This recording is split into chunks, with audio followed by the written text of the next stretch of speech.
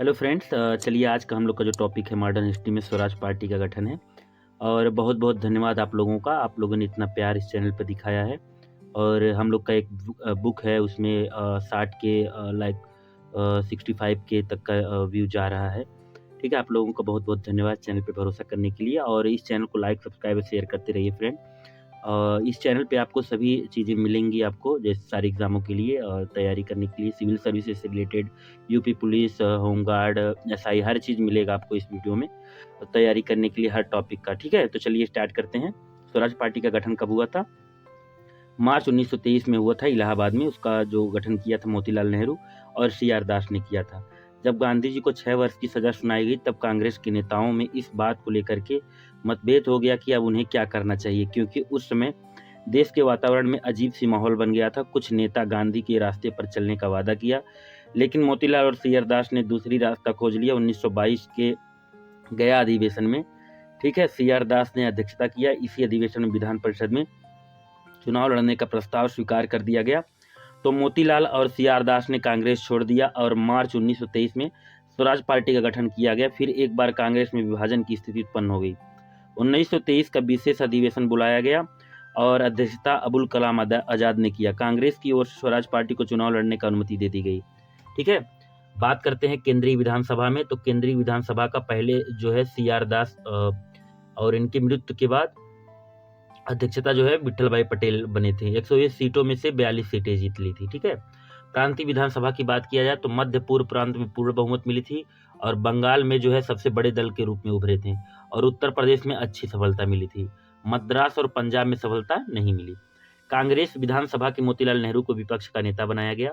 आगे चल करके 1925 में विट्ठल भाई पटेल को सेंट्रल लेजिस्लेटिव असेंबली यानी केंद्रीय विधानसभा का अध्यक्ष चुना गया। विट्ठल भाई पटेल यह पद धारण करने वाले पहले भारतीय थे।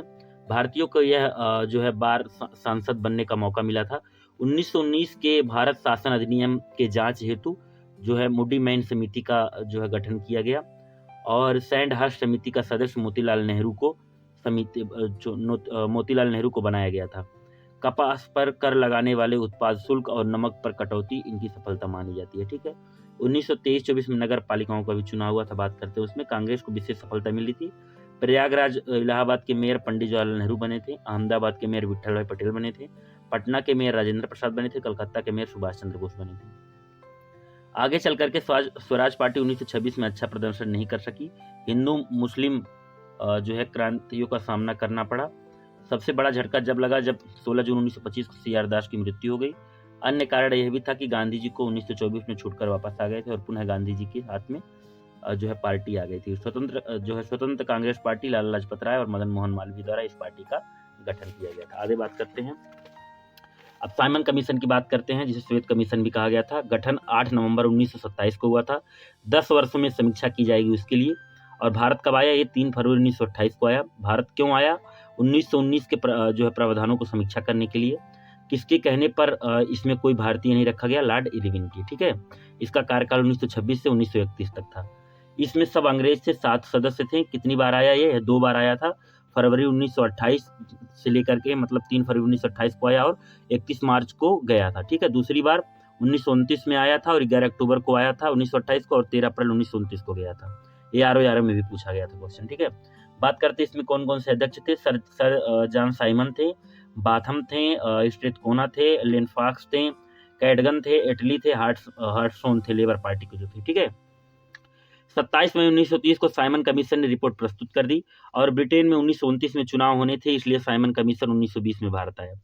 लाहौर के साइमन कमीशन का विरोध लाला लाजपत राय ने किया। उसी समय सैंडर्स द्वारा लाठीचार्ज में लाला लाजपत राय घायल हो गए। कुछ दिनों के बाद मृत्यु हो गई। घायल अवस्था में लाला लाजपत राय ने कहा था कि मेरे शरीर पर पड़ी एक एक लाठी ब्रिटिश सरकार के लिए एक कील साबित होगी। लखनऊ में साइमन कमीशन का विरोध पंडित जवाहरलाल नेहरू तथा गोविंद बल्लभ भाई पंत द्वारा किया गया। साइमन कमीशन का विरोध कांग्रेस, हिंदू सभा, मुस्लिम लीग, किसान मजदूर पार्टी और कम्युनिस्ट पार्टी जिन्ना वाले जो थे, ये सब विरोध किए थे। साइमन कमीशन का समर्थन कौन कौन किया था?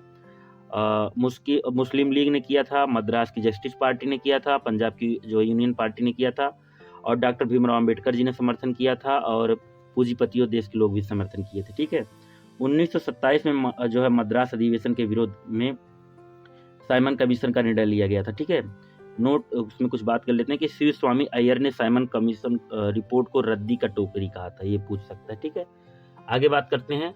1924 में एचआरए यानी हिंदुस्तान रिपब्लिक एसोसिएशन का गठन हुआ। 1925 में काकोरी कांड हुआ और 1928 में एचएसआरए हो गया, वही हिंदुस्तान सोशलिस्ट रिपब्लिक एसोसिएशन। 28 फरवरी 1928 को बात करते हैं। नेहरू रिपोर्ट सबसे पहले 19 मौलिक अधिकारों वाली बात इसमें की गई थी। तत्कालिक भारतीय सचिव ने भारत के सामने रखी कि आप जो है वार्कनहीट संविधान बनाए जाने के साथ धर्म संप्रदाय तथा सभी दलों को स्वीकार हो ऐसा कोई कानून बनाओ। तो 28 फरवरी 1928 को दिल्ली में सर्वदलीय बैठक का सम्मेलन हुआ, जिसमें 29 दलों ने भाग लिया। मोतीलाल नेहरू की अध्यक्षता में 9 सदस्यीय समिति का गठन किया गया, जिसे संविधान का गठन करना था। इसके शामिल कुछ प्रमुख सदस्य लखनऊ सम्मेलन में नेहरू रिपोर्ट के प्रावधानों को स्वीकार किया, किंतु कलकत्ता सम्मेलन में यह सर्वसम्मति से पारित नहीं हुआ, क्योंकि मोहम्मद अली जिन्ना ने 14 सूत्री मांग प्रस्तुत कर दी थी। अंततः वार्कनहीट की बात सही साबित हुई और नेहरू रिपोर्ट पर सहमति नहीं बन पाई। अंततः 10 अगस्त 1928 को नेहरू रिपोर्ट की सिफारिशें प्रस्तुत कर दी गई, जो निम्न थी। भारत को डोमिनियन स्टेट का दर्जा प्राप्त किया जाएगा। भारत को एक संघ का गठन किया जाएगा, जिसके केंद्र में द्विसदनीय व्यवस्था होगी। गवर्नर जनरल की स्थिति संवैधानिक प्रमुख मात्र होगी। सांप्रदायिक आधार पर निर्वाचन को अस्वीकार कर दिया जाएगा। नागरिकता को परिभाषित करते हुए 19 मूल अधिकार का प्रावधान किया गया।